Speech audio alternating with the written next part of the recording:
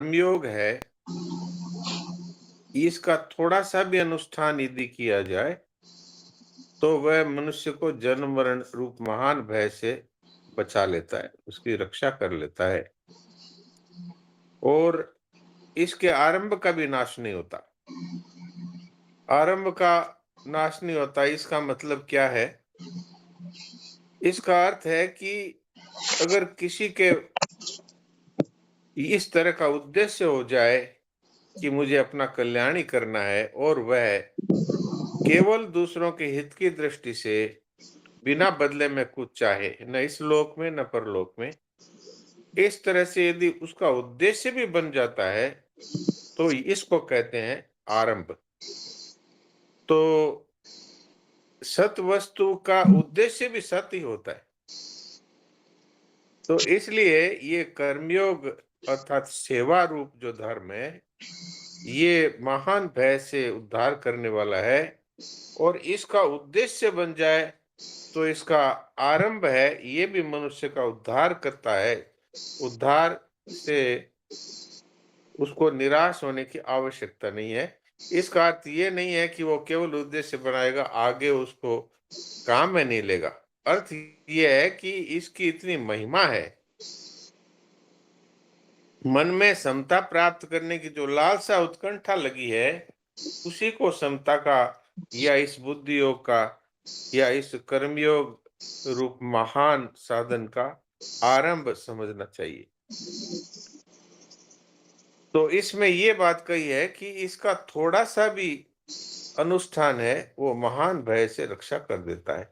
तो कल भी मैंने ये बात रखी थी आपकी सेवा में कि स्वामी जी महाराज कहा करते थे, श्रद्धेय सेठ जी भी कहा करते थे कि अगर किसी को निष्काम भाव से अर्थात बिना बदले में कुछ इच्छा रखे, बिना स्वार्थ बुद्धि के यदि एक गिलास जल भी पिला दिया जाए और बदले में वो कुछ चाहता नहीं, तो भगवान क्या करेंगे? उसको जन्म मरण से ही छुड़ा देंगे। और अब वो कुछ चाहता नहीं, तो इसका फल है महान भय से उद्धार होना। तो इसकी विशेषता से आज परिशिष्ट भाव में विशेषता से व्याख्या हुई थी। तो उसमें भी यही बात कही कि निष्काम भाव थोड़ा होते हुए भी, क्योंकि ये सत है और महान भय अर्थात जन्म मरण है वो असत्य है, इसलिए इसका थोड़ा भी अनुष्ठान है उस महान भय से अपना उद्धार कर देता है। महाराज जी ने इसके लिए उदाहरण दिया है, जैसे मण भर रुई हो तो उसको जलाने के लिए मण भर अग्नि की जरूरत नहीं पड़ती, क्योंकि जैसे निष्काम भाव है वो तो सत है और जन्म मरण रूप जो महान भय है वो असत है।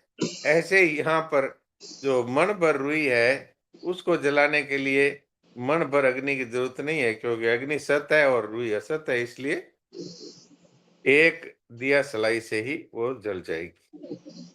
तो ये एक उदाहरण इसलिए दिया गया ताकि कोई ये समझे कि एक गिलास पानी पीने से कैसे उद्धार हो जाएगा। एक गिलास पानी किसी को अगर निस्वार्थ भाव से पिला दिया बिना बदले में कुछ चाहे, तो उसका उद्धार कैसे हो सकता है? तो इसी के ऊपर ये उदाहरण दिया है। अब भगवान कहते हैं कि इस समता रूप महान साधन के लिए सबसे अधिक आवश्यक क्या है? कि एक निश्चय है वो सबसे अधिक आवश्यक। इस संबुद्धि रूप महान योग के लिए क्या विशेष आवश्यक है, इसके लिए क्या साधन आवश्यक है? तो यहाँ पर कह रहे हैं इस संबुद्धि की प्राप्ति के विषय में एक निश्चय वाली बुद्धि है, वो ही बहुत आवश्यक है। क्योंकि जिनकी अनेक बुद्धियां अर्थात अनेक शाखाओं वाली बुद्धियां होती है, वो इस रास्ते में चलने का निश्चय भी नहीं कर सकते। तो यहाँ व्यवसायत्मक बुद्धि का मतलब होता है एक निश्चय। होने वाली जो छेद कर्मयोगी साधक है, उसका लक्ष्य जिस क्षमता को प्राप्त करना रहता है, वो क्षमता वास्तव में सत है अर्थात परमात्मा का स्वरूप ही है। कहा भी गया है, निर्दोष में समम ब्रह्म तस्मात् ब्रह्मण्य स्थिता। अगर कोई समता में स्थित है वो ब्रह्म में स्थित है, क्योंकि समता परमात्मा का स्वरूप ही है। तो इसके लिए एक निश्चय होना, इसी का नाम है व्यवसायत्मिका बुद्धि। अगर एक बुद्धि नहीं होगी, ये भी करूं वो भी करूं, संसार को भी भोगता रहूं और परमात्मा को भी प्राप्त कर लूं, तो फिर उसका उद्देश्य सिद्ध नहीं होगा। क्यों कबीर जी ने कहा है, कबीर मनवा एक है भावे जहां लगाए, भावे हरि की भक्ति कर, भावे विषय कमाए। इसलिए एक बुद्धि की बड़ी आवश्यकता है, अर्थात एक उद्देश्य होना चाहिए। जिनके बहुत सारी बुद्धियां होती है, जैसे पुत्र प्राप्त करना है तो उसके लिए अब महाराज जी ने यह उदाहरण दिया है, पुत्र प्राप्ति के लिए कोई दवाई लें या कोई मंत्र जपें या कोई अनुष्ठान करें या कोई संत का आशीर्वाद लें, तो ये बुद्धि की अनंत शाखाएं हुई। लेकिन वास्तव में कर्मयोग और भक्ति योग में एक ही बुद्धि होती है, एक ही निश्चय होता है। ये मूल बात आई है इसमें। अब जो जिनकी बुद्धियां अनंत होती है, उनका वर्णन करते हैं कि ऐसे लोग ये सोचते हैं कि यहाँ पर रहते हैं तब तो रात और दिन भोग और संग्रह, खूब सारा संग्रह कर लें, खूब सारा धन इकट्ठा कर लें, जिससे कि हमारे मान बढ़ाई हो, जिससे कि हमें तरह तरह के भोग भोगने को मिले। और कुछ अगर दान पुण्य इत्यादि करते हैं तो भी वो ये समझते हैं कि इससे आगे जा करके ये शरीर जब नहीं रहेगा, तब भी हम भोग भोगेंगे, स्वर्ग के भोगों को भोगेंगे। इस तरह से वो अव्यवसायी बुद्धि, मनुष्यों की बुद्धियां अनंत होती है, अर्थात ये करें कि वो करें कि जिससे मिले अपने को भोग। तो ऐसे लोगों का वर्णन 42वें 43वें श्लोक में किया है। हे प्रथानंदन, जो कामनाओं में तन्मय हो रहे हैं, स्वर्ग को ही श्रेष्ठ मानने वाले हैं और वेदों में कई हुए सकाम कर्मों में प्रीति रखने वाले हैं, भोगों के सिवा और कुछ तो है ही नहीं ऐसा कहने वाले हैं, ऐसे अविवेकी मनुष्य जिस दिखाऊ स्वाभाविक वाणी को कहा करते हैं, वो कि भाई स्वर्ग में अप्सराएं मिलेगी, वहां पर तरह तरह के भोग मिलेंगे, वहां अमृत की नदियां बहती है, वहां अमृत की प्राप्ति होगी, इस तरह से भोग और ऐश्वर्य की बातें करते हैं। ऐसे लोग हैं, वो वास्तव में अव्यवसायत्मिका बुद्धि वाले हैं। उनकी बुद्धियां अनंत क्यों होती है, ये बात यहाँ पर बताई। अब वास्तव में मनुष्य को कैसी बुद्धि चाहिए, तो चाहिए व्यवसायत्मिका बुद्धि। यदि भगवान की तरफ चलना है अथवा कर्मयोग का साधन करना है अथवा भक्ति योग का या ज्ञान योग का साधन करना है, तो अगर हमारी एक निश्चय वाली बुद्धि नहीं होगी तो ज्ञान की प्राप्ति तो दूर की बात रही, भगवान की प्राप्ति तो दूर की बात रही, प्राप्ति का निश्चय भी नहीं कर पाएंगे हम लोग। उस निश्चय करने के लिए भी हमारा एक लक्ष्य होना चाहिए, एक उद्देश्य होना चाहिए। और ये उद्देश्य उन लोगों का नहीं होता जो भोग और ऐश्वर्य में आ सकते हैं।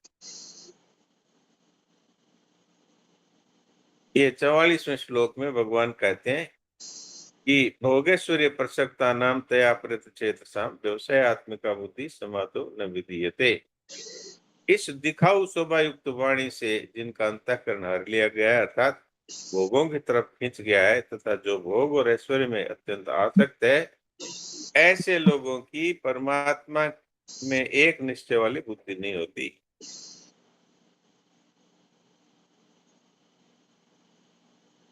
जैसा पिछले श्लोक में बताया कि वेदों में बताया गया है, स्वर्ग में ऐसे ऐसे भोग है, ब्रह्मलोक तक ऐसे ऐसे भोग है, उससे जिनकी बुद्धि का हरण हो गया, अर्थात वो यही चाहते हैं कि स्वर्ग में बड़ा भारी सुख है, वहां दिव्य नंदन वन है, अप्सराएं हैं, अमृत है, ऐसी दिखाई सौभाग्य वाणी से जिनका चित्त भोगों की तरफ खींच गया है, ऐसे लोगों को भोग और ऐश्वर्य में आसक्त कहा गया है। तो ये भोग और ऐश्वर्य क्या है? शब्द स्पर्श रूप रस गंध, ये 5 तो विषय, और फिर मान बढ़ाई और आराम। इनके द्वारा सुख लेने का नाम ही भोग है। भोगों के लिए जो रुपया पैसा मकान आदि का संग्रह किया जाता है, जमीन इत्यादि खरीदी जाती है, फैक्ट्रियां लगाई जाती है, उनका नाम है ऐश्वर्य। तो भोग और ऐश्वर्य में ही जिनकी आसक्ति है, प्रियता है, खिंचाव है, जिनकी इसमें महत्व बुद्धि है, उनको भोग ऐश्वर्य प्रसक्ता नाम कहा गया है। जो भोग और ऐश्वर्य में लगे रहते हैं वे वास्तव में आसुरी स्वभाव वाले लोग होते हैं। इनका वर्णन भी 16वें अध्याय में आसुरी संपत्ति वाले लोगों के नाम से किया गया है। उनकी केवल एक ही इच्छा होती है कि किसी भी तरह शरीर बना रहे और भोग भोगते रहें। तो ये तो पशुओं से भी गए बीते हैं, क्योंकि पशुओं की तो वो योनि ही भोग योनि है, लेकिन मनुष्य का तो वास्तव में मनुष्य बनाने का भगवान का उद्देश्य ये है कि ये इन सांसारिक भोगों से और संग्रह से ऊपर उठ करके परमात्मा को प्राप्त करेंगे, मुझे प्राप्त कर लेंगे। जो मनुष्य जन्म का असली उद्देश्य है, जिसके लिए मनुष्य शरीर मिला है, जो उस परमात्मा को ही प्राप्त करना है, ऐसी व्यवसाय आत्मिक बुद्धि उन लोगों में नहीं हो सकती, क्योंकि वो भोगों में ही हर समय आ सकते हैं, भोग और संग्रह में ही आ सकते हैं। और वो विभिन्न सांसारिक विद्याओं को, कलाओं को और वस्तुओं के संग्रह में ही लगे हुए हैं। और फिर इस तरह का अभिमान रखते हैं, मैं विद्वान हूँ, मैं जानकार हूँ, मैं धनवान हूँ, मैं जनवान हूँ, इतने लोग मेरे पीछे चलते हैं, इत्यादि इत्यादि। ऐसे लोगों को परमात्मा की प्राप्ति का निश्चय ही नहीं होता, उस तरफ चल ही नहीं सकते, प्राप्त होना तो दूर की बात है।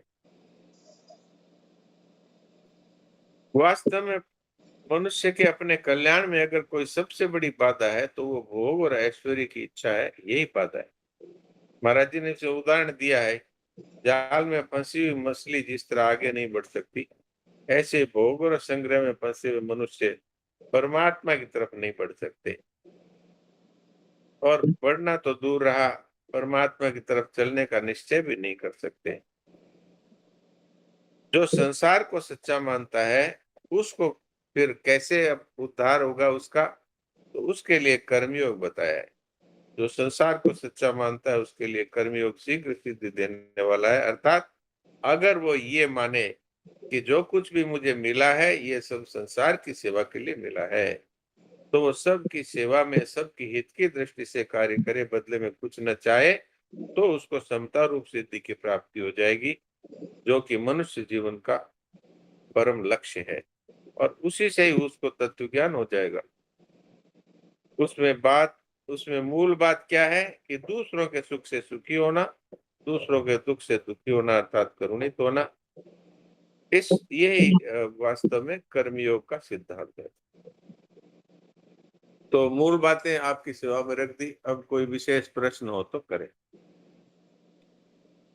डॉक्टर साहब, ये लास्ट में जो आया है ना कि भोग की जी, इच्छा नहीं रहती और दूसरों को दुखी देखकर करुणित होने से उनमें संग्रह की इच्छा नहीं होती, इसका क्या मतलब?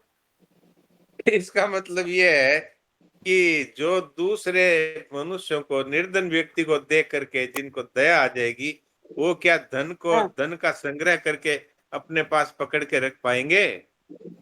जैसे अगर अच्छा, कोई बच्चा भूखा हो ओके और ओके हम ओके। रोटी खा रहे हैं, तो हाँ क्या हाँ, किसी माँ के गले मतलब से हम वो अपनी रोटी उतर थाली में जाएगी? पूरा नहीं खा पाएंगे। ठीक है, ठीक है, कोई नहीं, मैं आप पहले भी मेरी पढ़ा बा, था सब। आपने मेरी बात सुनी या नहीं सुनी? पूरी सुनी, नारायण, पूरी। नारायण नारायण। पूरी सुनया करो, कोई भी बात पूछो ना तो वो उसका सुनया करो पूरा, तभी तो पूरा अपने समाधान होगा ना। तो इसलिए आगे से कोई भी बहन भाई हो ना तो कोई बात करके पहले फिर पूरी सुन लिया करो, ताकि अपने बात क्लियर हो जाती है। हाँ जी डॉक्टर साहब, थोड़ी पूरी कर दो, सबके लाभ के लिए है। इनका प्रश्न ये था, तो फिर मुझे लगा कि आवाज आने लगी दूसरी, तब मैं सोचा मैं जो बोल रहा हूँ इसको सुना है कि नहीं सुना है। आपका ये प्रश्न ये था कि दूसरों को दुखी रहकर करुणित होने से संग्रह की इच्छा नहीं रहती, इसका क्या उत्तर है? इसका उत्तर ये है, एक उदाहरण के तौर पे बताता हूँ कि कोई माताजी है, वो भोजन कर रही है, एक सामने कोई गरीब बच्चा है, वो भूख के कारण तड़प रहा है, तो उसको अपना भोजन देने में उसको बिल्कुल भी कष्ट नहीं होगा। अपने पास किसी के पास धन पड़ा है और एक गरीब है, वो रो रहा है, उसकी कन्या का विवाह नहीं हो पा रहा है, तो जो धनवान है, अगर उसके दुख से दुखी होगा तो वो धन को अपने पास रख नहीं सकेगा, उसके लिए लगा ही देगा। ये तात्पर्य है कि जब दूसरे को दुखी देखकर हम करुणित हो जाते हैं, तो फिर हम संग्रह नहीं कर सकते। हम उसका दूसरों की सेवा में उपयोग सरलता से कर पाते हैं। जो दूसरों के दुख को देख करके दुखी नहीं होता, करुणित नहीं होता, वो अपना संग्रह कैसे त्याग देगा? ये बात है। जी, और किसी की बहुत कोई बढ़िया, बात है बहुत तो बोलिए। राम राम डॉक्टर साहब। राम राम। ऐश्वर्य और संग्रह एक ही बात है क्या? ऐश्वर्य और संग्रह में थोड़ा फर्क है। ऐश्वर्य तो कहते हैं खूब सारा अपने पास धन, जमीन, मकान, कुटुंब है, ये ऐश्वर्य है। और संग्रह का अर्थ होता है कि कितना भी आता जाए और इकट्ठा करो, और इकट्ठा करो, और इकट्ठा करो, ये तात्पर्य। जी। ठीक है जी।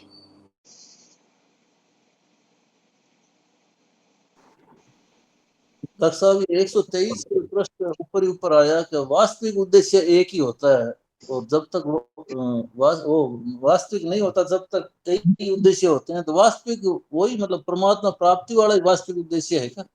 वही बिल्कुल हमारा जो मनुष्य जीवन है, ये कैसे सफल हो। मनुष्य जीवन में जीते जीते तो हम परम आनंद में रहें, किसी प्रकार की चिंता, भय, जलन, दुख, शोक, डिप्रेशन, टेंशन ना हो, और मरने के बाद में और परमात्मा की प्राप्ति हो जाए, यही मनुष्य जीवन का वास्तविक उद्देश्य है। जी। डॉक्टर साहब। हाँ जी, राम राम, बोलिए।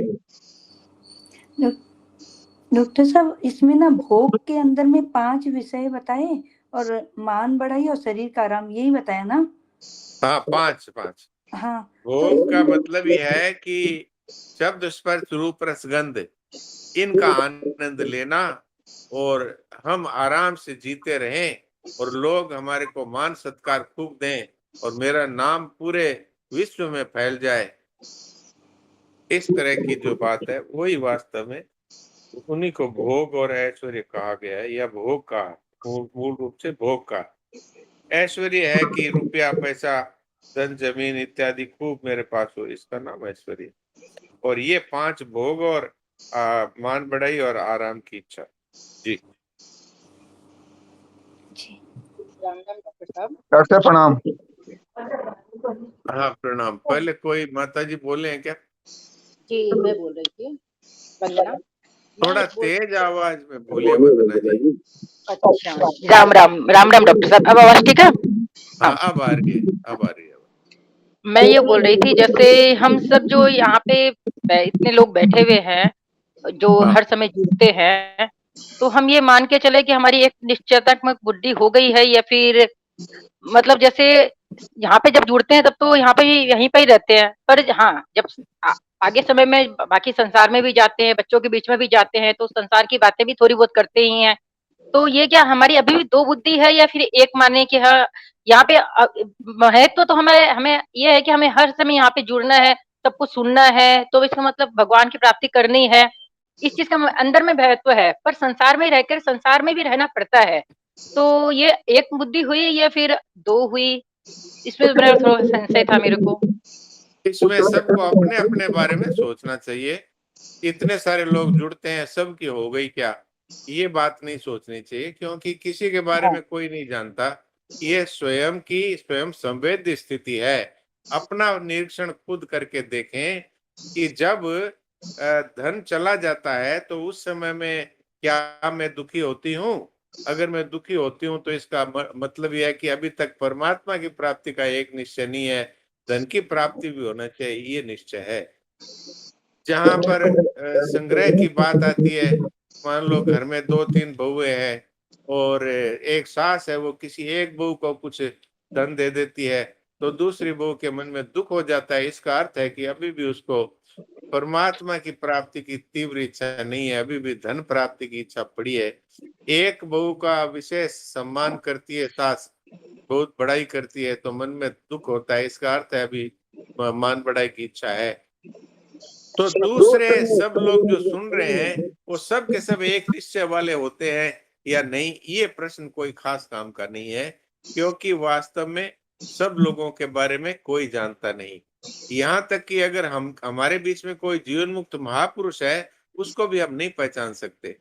तो कौन भोगी है, कौन उद्देश्य का पक्का है, ये बात स्वयं के लिए सोचनी चाहिए। अगर हमारे मन में ये बात है कि चाहे कुछ आ जाए, चाहे कुछ चला जाए, हमें कोई फर्क नहीं पड़ता, हर समय एक आनंद में हमारी स्थिति रहती है, किसी प्रकार की कोई कामना इच्छा नहीं है, किसी से कोई ममता नहीं है, और कोई हमारा मान अपमान हो जाए तो किसी भी प्रकार से फर्क नहीं पड़ता, तो इसका अर्थ है अहंकार भी नहीं है, ममता भी नहीं है, कामना भी नहीं है, तब एक निश्चय वाली बुद्धि मानी जाती है। अब आपका समाधान हो गया तो ठीक है, नहीं तो फिर प्रश्न करिए, उसके बाद नटवर जी से बात करें। नहीं जी, समाधान हो गया। राधे राधे। नारायण नारायण। हाँ नटवर जी बोलिए। हाँ डॉक्टर साहब, मैं ये कह रहा था कि प्रैक्टिकली प्रॉब्लम ये आती है कि भोग सामग्री को अपने साधन सामग्री में कैसे कन्वर्ट करें। छोटा सा सुख देखते ही तो उसको लालच हो जाते हैं, लालचीपना आ जाता है।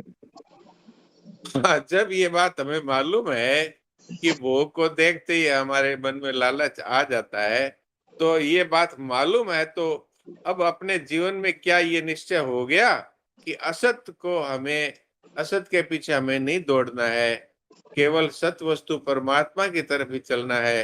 तो अगर सत वस्तु परमात्मा की तरफ चलते हैं तो भोग और ऐश्वर्य की जो इच्छा है ये इसमें महान बाधक है।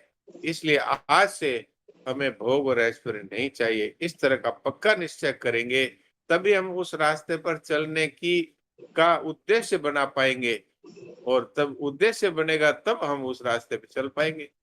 ये बात है जी। मेन उद्देश्य ही हुआ, मतलब निश्चय, एकदम दृढ़ निश्चय ही हुआ उद्देश्य। हाँ, यही बात भगवान ने कही है, व्यवसायत्मक बुद्धि। ये जी जी व्यवसायत्मक बुद्धि एक अर्थात एक निश्चय वाली बुद्धि होनी चाहिए। अगर धन भी चाहिए, मान भी चाहिए, बड़ाई भी चाहिए, आराम भी चाहिए, भोग भी चाहिए, तो ये बहुशाखा अनंता से बुद्ध अव्यवसायी नाम। इस तरह ये जो अव्यवसायी लोग हैं वो कभी भी परमात्मा की तरफ चलने का निश्चय भी नहीं कर सकते, परमात्मा की प्राप्ति की बात तो दूर रही। जी जी, बिल्कुल ठीक बात है। धन्यवाद। जी नारायण। डॉक्टर जी, साहब आप नारायण नारायण। नारायण नारायण, हाँ हाँ बोलो बोलिए, जी सती, हाँ बोलो। बोलिए नीति। हाँ, नारायण नारायण। डॉक्टर भाई जी, अभी ऐसे लगता है ये सब पढ़ के ना, ये बचपन से स्कूल में मुझे पढ़ाना चाहिए था। बिकॉज तभी आप एक उद्देश्य की जो बात कर रहे हैं ना, तभी उद्देश्य तो कुछ और ही था। जो यहाँ पे सेंटेंसेस लिखे हैं कि मान सम्मान मिलना चाहिए, कैसे तुम 90 से 95 में जा रहे हो, अगर 90 से आप 88 में भी आ गए तो यू आर अ फेलियर। समाज में आप कैसे खड़े उठते बैठते हो, उसको प्राधान्यता दी गई थी तभी बचपन से। तो अब ये सब पढ़ के लगते कि वो जो पढ़ाई हुई है ना, वो सब फेक हो गई। इतनी सारी डिग्रीज का अभिमान हो गया, ये हो गया। ठीक तो कर रहे, एक्चुअली क्वेश्चन है ना जी। ठीक कर रहे, राधे राधे। बिल्कुल। आज तक जो हमने अपना समय बर्बाद किया और केवल योग्यता को बढ़ाया, केवल हमारे धन संग्रह को बढ़ाया, और वास्तव में इसका सदुपयोग क्या है? उस योग्यता का सदुपयोग था कि हम अयोग्य की सेवा करते। हमारी शिक्षा का ये उपयोग था, हमारी डिग्री का ये उपयोग था कि हम जिनके पास शिक्षा नहीं है उनको शिक्षित करते। हमारे धन का उपयोग ये था कि हम जिनके पास निर्धनता है उनकी हम सेवा करते। तो ये वास्तव में हमारा उद्देश्य था, और ये अब सत्संग से हमें समझ में आ रहा है। आज तक तो हम यही समझते रहे कि हमारे पास बहुत बड़ी डिग्री है, हमारे पास खूब धन है, तो हम बहुत सुखी हैं। अब पता लगा है कि ये तो यहीं पे रह जाएगा और हम रीते रह जाएंगे और रोते रोते मरेंगे। जी डॉक्टर साहब आपने तो हाँ जी, वंदना जी वाली बात आपने कहा था, तो वो बातें पूरी तरह नहीं है, तो फिर उस पे विचार करना चाहिए क्या बार बार, या भगवान से प्रार्थना करनी चाहिए कि भाई अभी पूरी तरह तो नहीं हुआ, बीच बीच में ये थोड़ी बहुत बातें हैं या कमी है, उसके लिए क्या करें फिर? हाँ, इसके लिए तो रोजाना एक ही बात हम मेरे मुंह हाँ से निकलती है, संतों से सुनी हुई है, जो अभी आपने बताई है, कि अपने तो पहले निश्चय करें, और उसमें कोई गलती हो तो अपने आप को दंडित करें कि भाई आज मैं भोग की तरफ मेरी आसक्ति हो गई, आज मेरी धन की तरफ आसक्ति हुई, खिंचा हुआ, तो ये मेरे लिए उचित नहीं है, ये मेरे लिए मृत्यु के समान है, अभी अगर मौत आ गई तो मेरी दुर्गति हो जाएगी। इसलिए अब मैं इस तरफ कभी भी अपने आप को नहीं जाने दूंगा, मुझे केवल परमात्मा की प्राप्ति करनी है, ये निश्चय करना, चाहे सब कुछ चला जाए लेकिन एक परमात्मा मिलने चाहिए, इस तरह का भाव करें। फिर भी बार बार गलती हो तो भगवान से एकांत में कमरे में बैठ करके भगवान के विग्रह के सामने रोएं और उनसे ये प्रार्थना करें, महाराज मेरे से नहीं हो पा रहा है, मैं क्या करूं, तो भगवान की कृपा से ये हो जाता है। डॉक्टर साहब, ये हाँ सुन जी। के तो एकदम चुप्पी सी आ गई एकदम अंदर में, कुछ ऐसे लगता है कि पता नहीं अभी तक तो ये बात बनी नहीं है, ऐसे लगता है। ये आपने अभी निराश बताया है नहीं कि होना चाहिए इस रास्ते में। इस निराश रास्ते में निराशा को कोई स्थान नहीं है। नहीं, चुप मतलब अंदर आप से एक हाँ, आप थोड़ा तेज बोलिए, मेरे यहाँ कुछ शोर हो रहा है, सुन नहीं रहा है, थोड़ा तेज बोलिए। मतलब अंदर से एक चुप्पी सी आ जाती है ऐसे, मतलब कि अब है ना, अब ये काम अभी नहीं हुआ तो कब होगा, दुख हो रहा है। हाँ, दुख तो होना अच्छा है, लेकिन निराश नहीं होना चाहिए, क्योंकि भगवान हमारे सिर पर है। सिर पर श्री गोपाल बेड़ा पार लगावे रे, मन तू क्यों घबरावे रे। इसलिए दुखी अर्थात निराश होने की आवश्यकता नहीं है। दुख तो होना चाहिए कि इतना जीवन चला गया, आज तक हमें परमात्मा की प्राप्ति का एक निश्चय भी हम नहीं कर पाए, अथवा अभी तक परमात्मा की एक झलक भी हमको नहीं मिली, अभी तक हमें अपने आत्म स्वरूप का अनुभव नहीं हुआ, अभी तक हम सुख दुख में सम नहीं रह पा रहे हैं।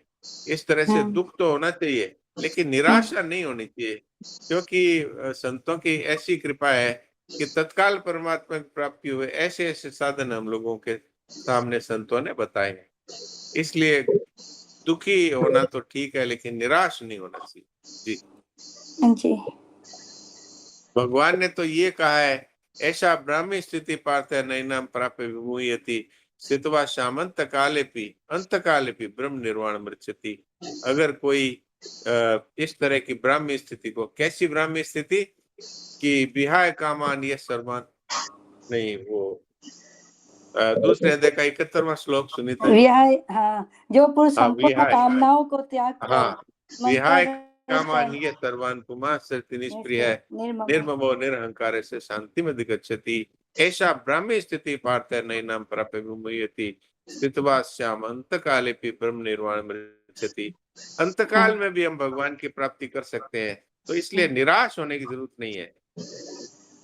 और वैसे तो सब समय अंतकाल है, इसलिए हमें इसमें विशेषता से भगवान के चरणों का आश्रय लेकर के और इसमें लगना चाहिए। मतलब सावधान रहने की जरूरत है। सावधानी साधना है, हाँ, महाराज जी बार बार कहते थे। जी, जी जी बहुत बढ़िया, बहुत जी, बढ़िया, प्रणाम। प्रणाम प्रणाम।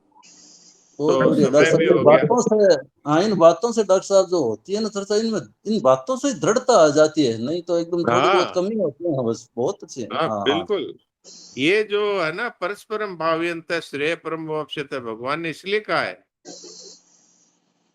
आपस में जो ये साधक बातचीत करते हैं, इससे एक मंथन होता है, तो जैसे मंथन से अमृत निकला, ऐसे ये सत्संग के मंथन से अमृत निकलता है।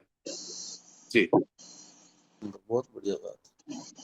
तो हाँ 4 बज गए तो साहब। हाँ तो रामानुज भाई जी जय बोलो, 4 बज गए।